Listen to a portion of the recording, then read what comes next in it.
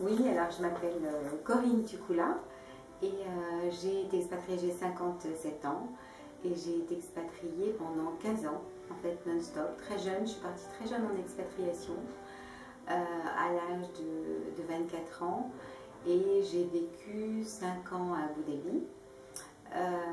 Ensuite, je suis revenue un petit peu en France et puis on est parti pour l'Écosse où on a vécu dans un petit village au nord d'Aberdeen, à la campagne. Donc changement complet de décor et puis on a vécu là 4 ans et ensuite on est parti pour Bangkok et on a vécu 5 ans à Bangkok, voilà, en Asie, et on a adoré cette expatriation et donc c'est toute une tranche de vie. Puis après je suis retournée un petit peu en expatriation au Congo, voilà, mais de façon intermittente. Alors aujourd'hui en fait je suis la cofondatrice d'Expat Communication qui a été créée en 2001 et je m'occupe du pôle formation et coaching. Je suis coach aussi et donc le lien entre l'expatriation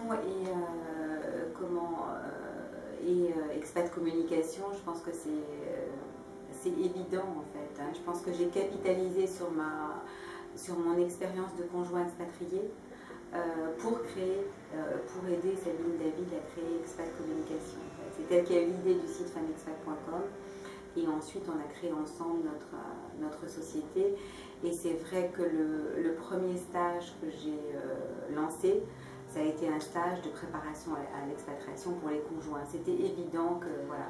Et du coup, j'aurais jamais pu monter cette boîte si je n'avais pas été expatriée, ça c'est sûr. Ce qui est difficile en entrepreneuriat, c'est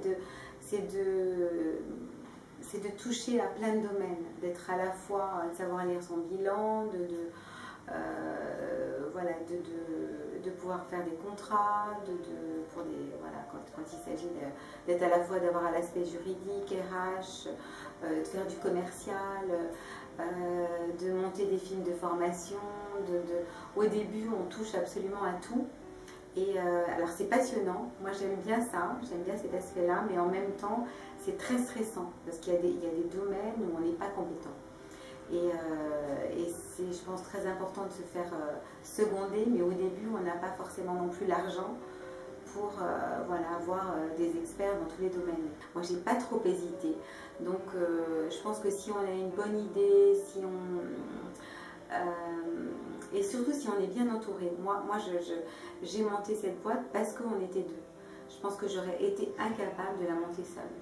Et c'est vraiment ce que je conseillerais, c'est de s'appuyer quand même, peut-être pas de le faire seul. Enfin, il y a des gens qui réussissent seuls, mais bon, moi c'était pas mon cas. Il y a beaucoup de gens qui sont comme moi dans mon cas, et notamment des femmes qui du coup préfèrent le faire à deux, du coup s'appuyer sur une compétence complémentaire. Je trouve que c'est très important d'avoir quelqu'un qui est complémentaire et c'est le cas avec Sabine qui est vraiment très différente de moi, qui n'a pas du tout les mêmes compétences et puis pouvoir s'appuyer voilà, dans les moments difficiles sur quelqu'un.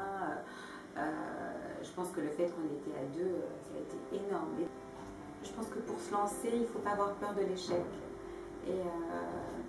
Il y a une espèce de culture comme ça en France, où on a très peur de l'échec et je pense que voilà, ça peut arriver qu'on se lance, que ce soit que ça marche pas très bien, bon ben voilà, il faut arrêter, il faut être raisonnable et puis repartir après sur d'autres aventures, voilà.